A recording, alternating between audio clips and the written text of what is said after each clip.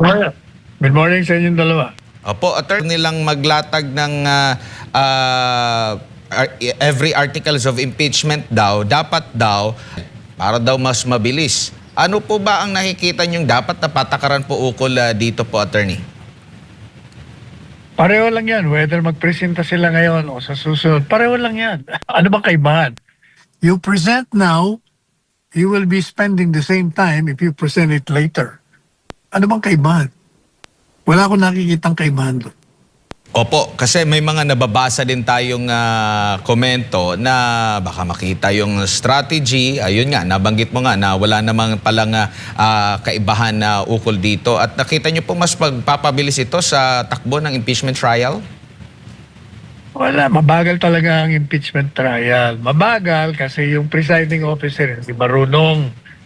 Tapos yung mga abogado sa prosecution palaging nagpapapapel. Gusto nila yung camera palagi nakatutok sa kanila. What they can say in 1 hour, they have to spend 2 to 3 hours. Kaya mabagal yan. Opo, sa tingin niyo po, mababawasan na ito kung agad-agad na mag-interject ang presiding officer pag narinig niya na merong ng mga unnecessary na mga sinasabi, may mga dagdag na mga palamuti, lalo na sa bahagi ng prosecution po, attorney? Kaya na sinabi ko, dalawa yan. Kung hindi marunong ang presiding officer, talaga magtatagal yan. Pag hinahayaan niya itong mga abogado ng kabila na kung ano-ano ang pinapayag na hindi sa pamamagitan ng testigo, talagang matagal yan. Kaya tayo mabagal. Pero kung magaling ang presiding officer, hindi uubra yung mga ganyan. Opo. Ngayon po pag-uusapan yung confidential fund, attorney. Nakikita niyo po ba, kasi may nababasa din ako mga komento na baka matouch dito yung national security po natin. Kasi ito yung pamamaraan ng gobyerno kung paano ginamit yung intelligence or confidential fund para sa interest ng bansa. At ngayon, kung mabubulgar kung paano nga ba ito ang ginagawa, hindi po ba ito makakaapekto sa ating pong national security, attorney? That goes without saying. Pag pinakialaman mo confidential funds which are reserved against the enemies of the state, o edi inilalantad mo kung paano ang pamamaraan ng gobyerno para sirain mo ang kalaban ng Estado. Yan ang mga, hindi kasi nag-iisip itong mga ito. Bira lang ang bira. Basta lang masiraan lang si Inday Sara, okay na sa kanila. Opo. So kumbaga maapektuhan din yung ibang mga ahensya din dito, attorney. At parang wala tayong naririnig mula sa kanila, sa kabuuan, sa executive, na talagang maaring pumigil dito na maibulgar ang pamamaraan sa paggamit ng confidential at intelligence fund.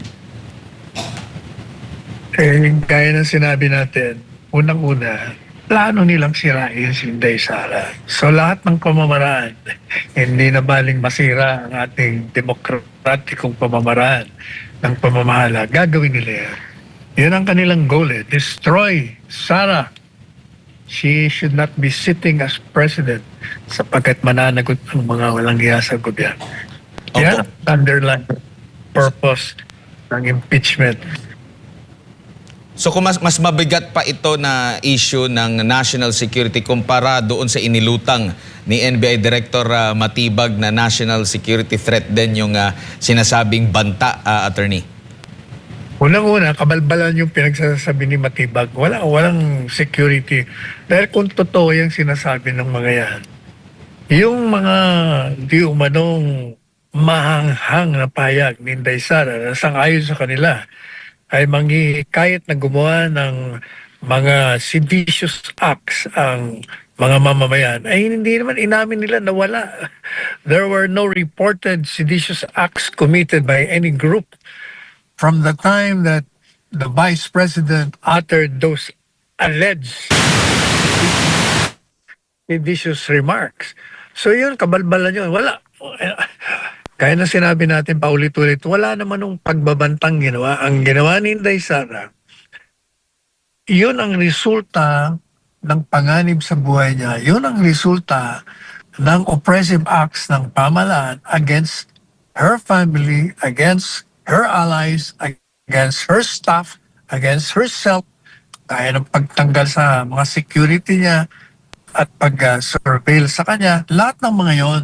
Kung baga, yung mga sinabi ni Inday Sara doon, siya'y nagsusumbong sa bayan na nanganganib ang buhay niya at meron siyang mga pinaghihinalaan at binanggit niya nga. At humingi siya ng tulong na kung ito man ay mangyari sa kanya na patayin siya, binubulgar niya na kung sino ang nasa likod at bigyan siya ng katarungan. Pangalawa, alam po ninyo, hindi ba, pag tayo tinatakot ng ibang tao, ang depensa mo ron sa sarili mo, tatakutin mo rin.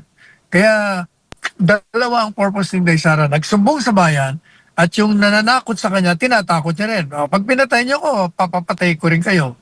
Depensa yon. Under the law, that is self-defense. Opo. Attorney, si Jade po ito. Good morning po sa inyo. Si Senator Judge Robin Padilla ay naging usap-usapan po no, sa social media sa ating mga kababayan yung kanyang naging pahayag na kapag paiba-iba daw yung mga pahayag ng testigo, isang kasinungalingan ang tawag nga daw doon, Attorney.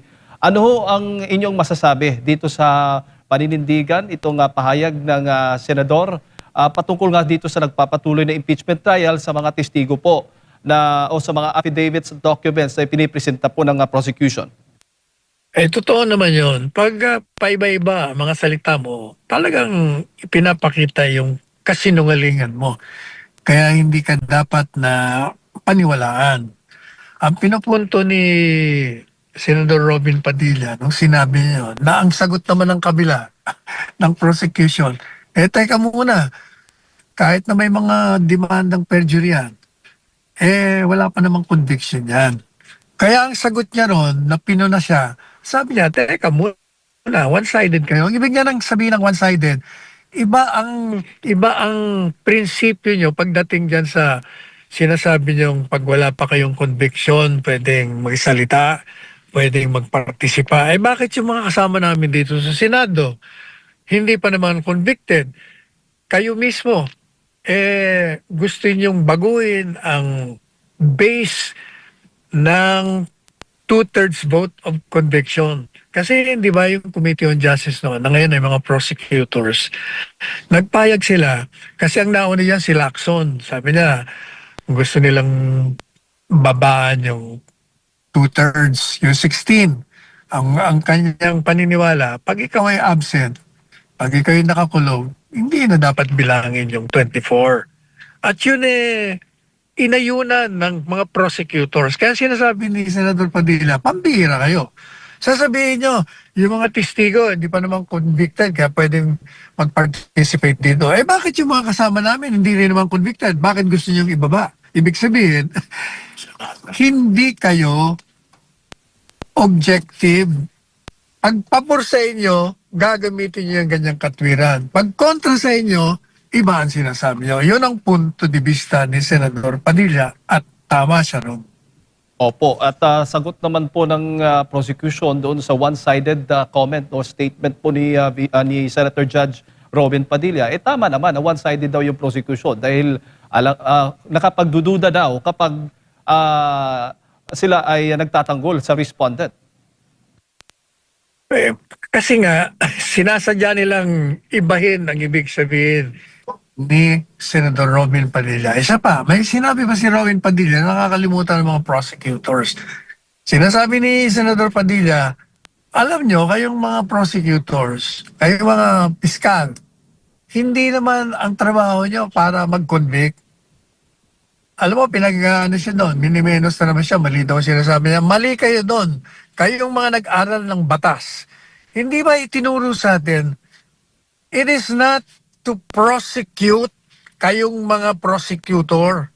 Mag-prosecute kayo, totoo yun. Pag meron kayong ebidensya.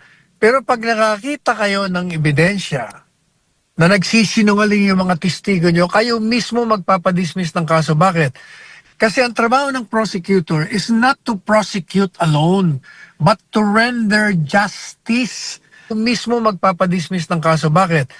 Kasi ang trabaho ng prosecutor is not to prosecute alone, but to render justice. Kaya hindi ba may mga kaso lalo na sa Amerika, matitino kasi yung mga prosecutor doon. Pag nakita nila na ang ebidensya nila ay mali, o kaya naman nakita nila na tama pala yung inosente pala akusado, pinadidismiss nila. Kahit sa Korte Suprema, yung Solicitor General, pag nakita nila yung pinagtatanggol nila mali, ay hindi ba sinasabi ng Supreme Court, alis na ho kami rito, ay mukhang inosente ito. Tama si Senator Robin Padilla. Mabuti pa ito hindi nag-aaral ng abogasiya. Nakakaintindi kung ano ang trabaho ng isang prosecutor. Opo. At ano bang masasabi po ninyo, attorney, na tila ba para bang dinidiscredit yung kanyang mga naging statement? Baga, baga sinisiraan itong si Senator Judge Robin Padilla sa the way po niyang pakikipag-usap at pagbibigay ng kanyang mga pahayag bilang isang Senator Judge dito po sa impeachment trial ni VP Sara. Matagal na yan. Kandidato pa lang yan. Sino yan? Kasi walang alam yan. Hindi, walang tinapos yan. Bilanggo lang yan. Artista lang yan. Alam po ninyo, ako lang ang nagsabi sa kanya. Kasi nga, marami nagsasabi, hindi mananalo yan. Sabi ko, alam mo nga ako, Robin, talo mo kami lahat. Yang si Tulfo na #1 survey, wala yan. Ikaw ang magna #1. Si Robin, ang sagot sa akin, naku, wag po, alamin na, hindi, ikaw magna #1. Nag-#1 nga. Sinabi ko naman sa kanya, 2 years ago sinabi ko ito hindi ngayon. Sabi ko sa kanya, alam mo, pag hindi tumakbo si Inday Sara for whatever reason, ikaw ang tumakbong presidente, ikaw ang susunod na presidente, alam mo, yung mga detractors niya, nakikita nila talagang malakas itong si Robin, kaya dapat siraan ang siraan din to. Pareho na ginagawa nila kay Inday Sara. Kasi ang nakikita nilang magiging na malakas na kandidato sa Pangulo, this early sinisira na nila. Pero hindi ho, alam niyo mga tao, nakikita ang kanilang mga layunin. Nakikita nila ang sinseridad ni Senador Padilla at ni VP Sara. Nakikita nila ang kanilang kagalingan. Nakikita ang kanilang kalinisan. Nakikita ang kanilang katapangan at kanilang mga prinsipyo. Kaya ayaw nila yon. Kasi gusto nilang manatili sa kapangyarihan at ituloy nila ang mga kawalangyaan nila at mga illegalidad na ginagawa nila. Opo. Sa lahat ho ba ng mga senator, judges, attorney, si Senator Robin Padilla ho ang inyong nakikitang magaling po sa pag-communicate sa taong bayan in simple way para maintindihan po nila itong impeachment trial ng pangalawang Pangulo? Kunang-una, alam mo, pag nagsasalita ka sa wikang Pilipino, talaga maintindihan ka ng ordinaryong Pilipino. Pag English ka ng English dyan at hindi mo itinatranslate, talaga hindi ka maintindihan. Siya lang ang gumagawa niya dyan. Opo. At isa rin ho sa mga senator judges ngayon ay pinupuna ng prosecution team dahil po sa kanyang post, no, kamakailan sa Facebook tungkol nga itong si Senator Judge Pia Cayetano, attorney, kung na-monitor po ninyo, sa kanyang post po may nakalagay na caption na nagbabaka sakali lang, walang mga ebidensya pero nag-aakusa na. Ang video po ay pinapakita si Shell Jokno. Alam mo, hindi ko alam yun. Ano ba exactly yung pinakita niya? Kasi sinasabi nila, pinakita lang yung portion, yung iba raw hindi. Ano ba exactly ang pinakita niya? Yun ata ito, attorney, yung lumabas kasi sa edit na tila umamin si Jokno na wala silang hawak na ebidensya at nangisda lamang ng impormasyon. Tungkol ito sa bank records, yung pagsampina po ng mga bank records po o financial records ni VP Sara Duterte, attorney. At agad na naglabas po ng official... Yes po, go ahead. Hindi. Yan ang inilabas. Ano raw ba ang itinago? Ano raw bang hindi inilabas? Ano ba sabi ni Congressman Jokno? Ang sabi po niya, yung buong raw video, si Jokno, yung nilinaw po niya na hindi sila nagbabakasakali dahil may sapat silang basihan at probable cause mula sa mga ulat ng AMLAC ukol sa bilong-bilong pisong pumasok sa accounts ng Vice Presidente at ng asawa nito at ipiniliwanag lamang umano niya sa korte, sa impeachment court kung ano ang kahulugan ng fishing expedition, ngunit pinutol ito sa video. Yun po ang pagkakasabi ni Shell Jokno, attorney. Ang ipinalabas ni Senador Pia Cayetano, yung portion na inaamin niya na ano, kamo? Na yung tungkol sa pagpapaliwanag ate ito ng fishing expedition, attorney. Kung hindi ako nagkakamali. Kasi ang nakalagay sa caption po, Meron siyang inamin eh. Ano ba sabi niya? Inamin niya na talagang wala silang ebidensya. Yes po. Nung masama doon? Talaga man totoo sinabi niya yun. Oh. Talaga, no, sinabi ko na rin yan. Sabi ko, alam po ninyo, yung pagkuha ng records, dapat meron ka ng dating ebidensya. Gaya ng sinabi ko. Example, pareho ng example ni Alan. Ang sabi ni Senador Alan, at inaayunan ko ito, bibigyan ko ng yung klarong example. Pag ngayong taxable year, meron kang 20 million. Tapos, 5 years ago, meron ka lang 5 million. Madaling sabi, nag-increase ka ng 15 million. Tapos, dun sa salin mo, meron kang isang kotseng idineklara. Pero, yung nag-aakusa, meron palang nakuhang sertifikasyon sa LTO na meron kang 5 kotse na hindi mo inilagay. At meron din sila nakita na marami ka pa palang pera sa ibang bangko. Iyon ang ebidensya na tinutukoy ng mga nasa depensa.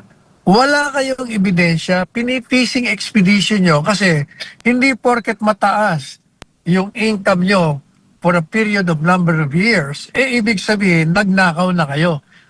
Tinatawag lang yon na unexplained, hindi pa mampaliwanag kung bakit nag-increase. Pero pwedeng ipaliwanag. Ang ill-gotten, meron kang ebidensya, maliban doon sa SALN at sa bank, meron ka ng hindi mo inilabas. Kaya, ang presumption yun, ninakaw mo siguro yan. O kaya, pwede ka nang indemanda at pwede na ngayon na hingin yung mga records mo para makita na, tingnan nyo, nandito yung mga kayamanang iba, pero bakit hindi inilagay dyan sa salin at bakit wala dyan sa bangko?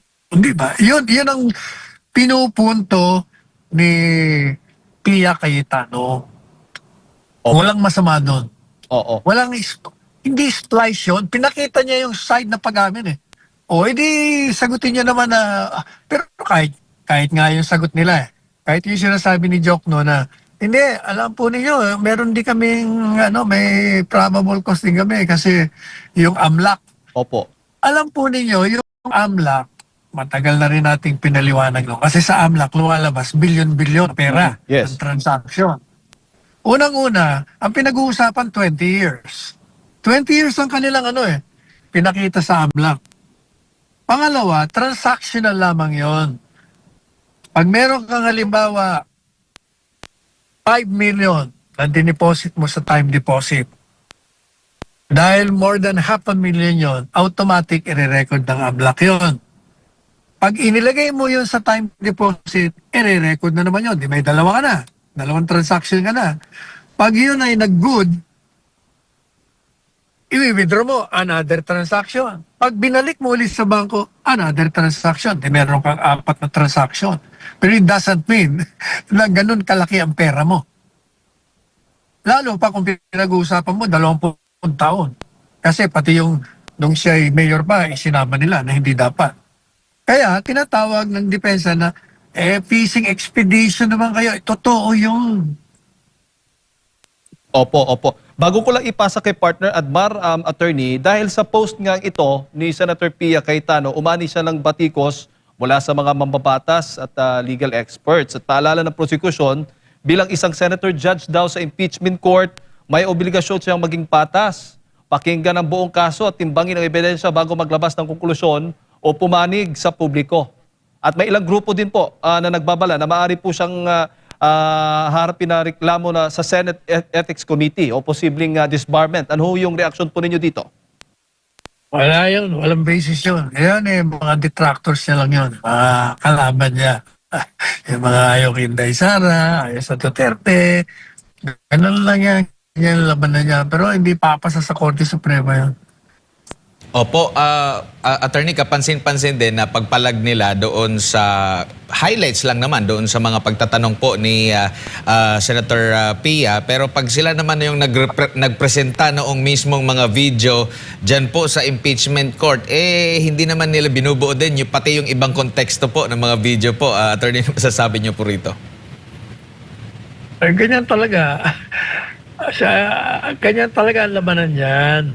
Pero, hindi porket may pinakita ka, tinitingnan kasi yung buong context niya. Kaya nga, itinatago nila. Instead na ipakita nila yung buong 2 oras. Kasi doon sa 2 oras na online, malalaman ko paano tumatakbo ang utak ni Inday Sara. Pinakita niya kasi doon. Kaya hindi ba sinasabi ko na yung testimonya ng 3 NBI, pati na yung direktor, ipinakita lamang doon na hindi malalim ang investigasyon nila. Talagang tinutukan na nilang siraan. Kasi hindi nila talaga inimbestigahan. Teno, bigyan ko kayo ng halimbawa. Si Inday Sara, na matagal nang sinasabi na may panganib sa buhay niya, hindi nila inimbestiga. Ang sabi nila, kaya daw hindi nila inimbestiga, kasi inimbitahan daw nila, hindi dumating. Ang tanong ko sa kanila, inimbitahan niyo ba si Presidente Marcos, si First Lady Liza, si dating Speaker Martin? Pinadaan niyo rin ba ng subpoena?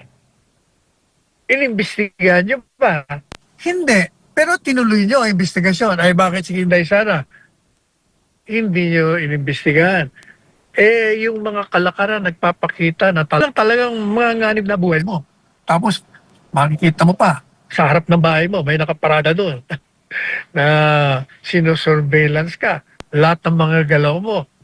Tapos, yung pamilya mo, talagang tinugis ng gusto. Inaresto yung ama mo, pinatapon sa hig. Tinugis yung mga kalyado mo, si Pastor Kibuloy, sinalakal ang KOJC, pinademanda yung mga vloggers, pinademanda yung mga broadcast journalists na nagtatanggol kay Presidente Duterte, pina-impeach mo si Inday Sara, pinakulong mo yung staff. Lahat yun ay kalakaran na nag-trigger kung baga punong-puno na si Inday Sara, kaya nagsumbong na siya sa bayan. Yun eh. Yun ang context.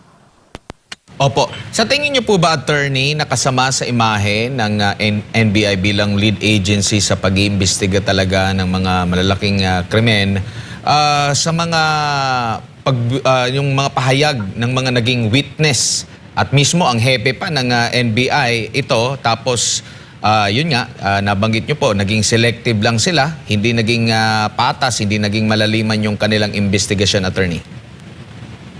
Hindi lang yan. Unang-una, si Matibag, hindi dapat nagtestigo dyan. Bakit kanyo? Galit siya kay Inday Sara.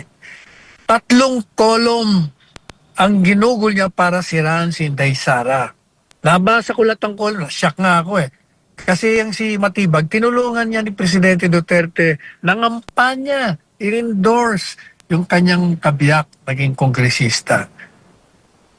Kaya, yung kanyang mga paninira, ibig sabihin, galit ka kay Inday Sara. Hindi natin malaman kung anong naging dahilan. But the fact is, ipinakita mo sa pamamagitan ng kolom mo, yung galit mo, ang pagkadisgusto mo kay Inday Sara. Siniraan mo ng siniraan. Pangalawa, yung asawa mo, kongresista na bumoto sa impeachment, ibig sabihin, ayaw din kay Inday Sara.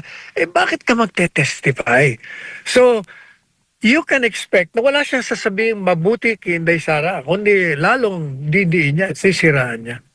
Tsaka yung tanong din na may personal knowledge ba siya doon sa mismong investigasyon, doon sa mismong press con, parang yun din ang na-establish ng depensa na wala talaga siyang personal knowledge, attorney.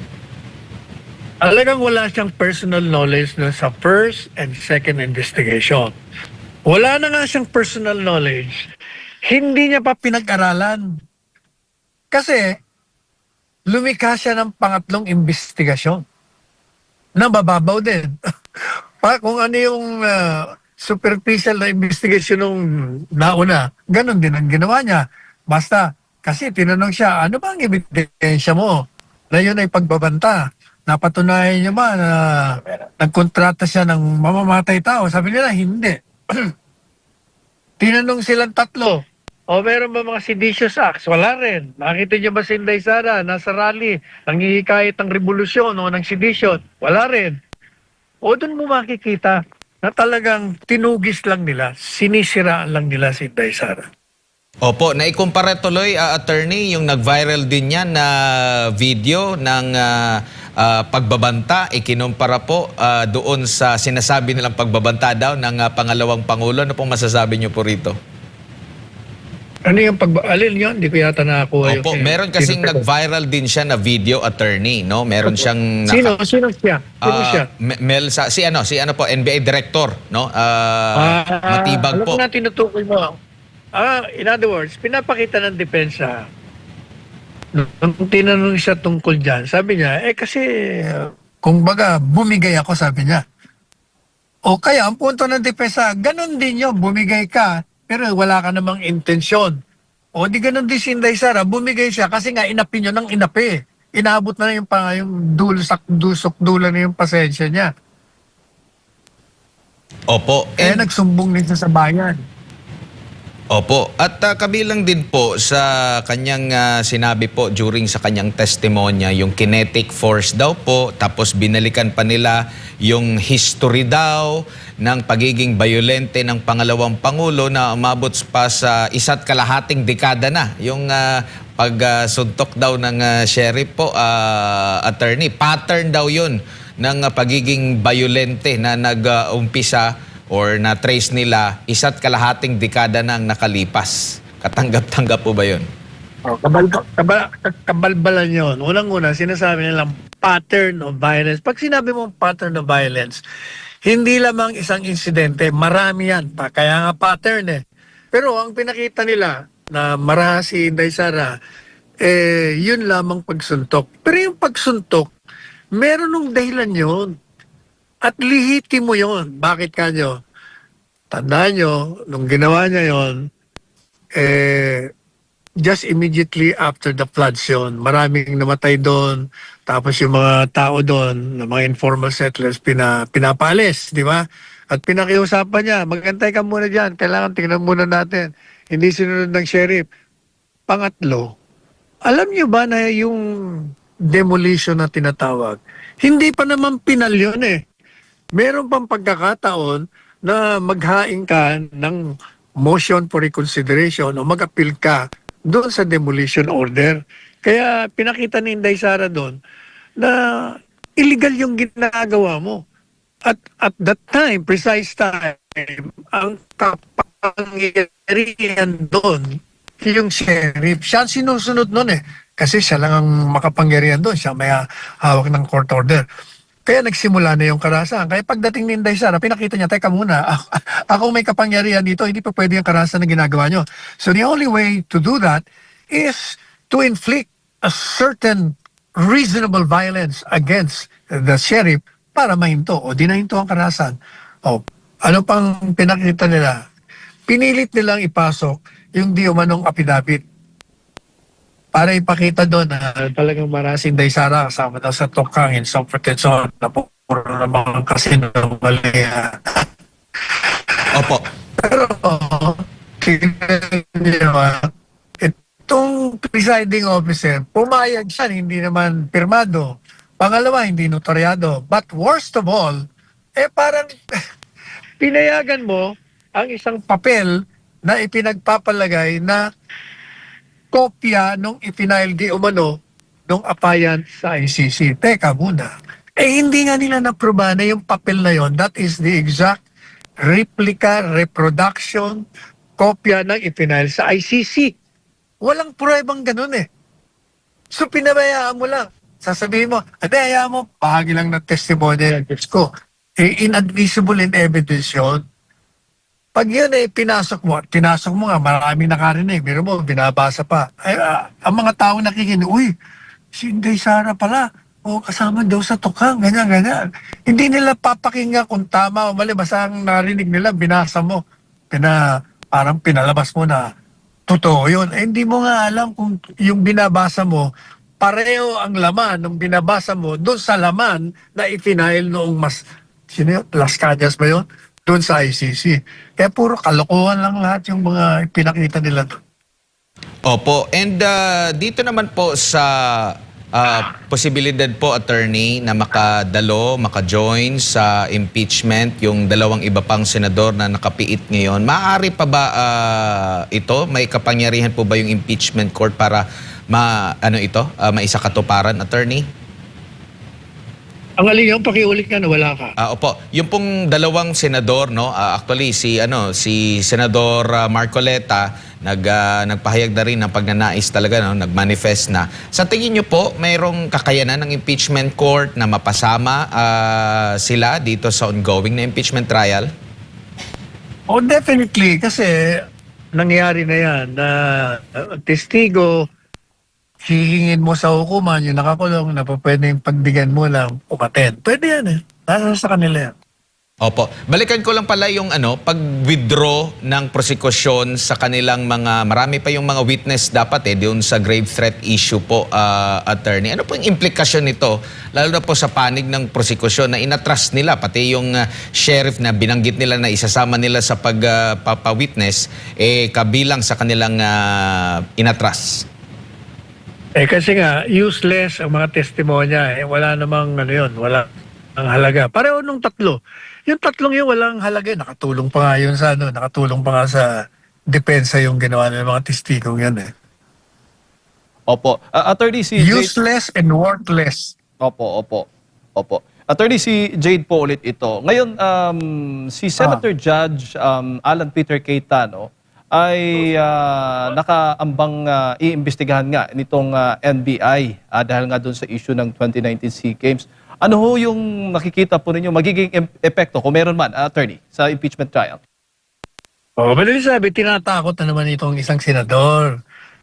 Hindi lang tinatakot Gusto yata nila ipakulong na naman Talaga target nila, yung tsorya nila na pag nakakulong yan, hindi na po pwede mag-participate at hindi na pwede bumoto para mababaan yung threshold ng 16. Gagawin na lang nila siguro 14 o kaya 13 o 12 o 10. Yun ang kanilang layunin doon.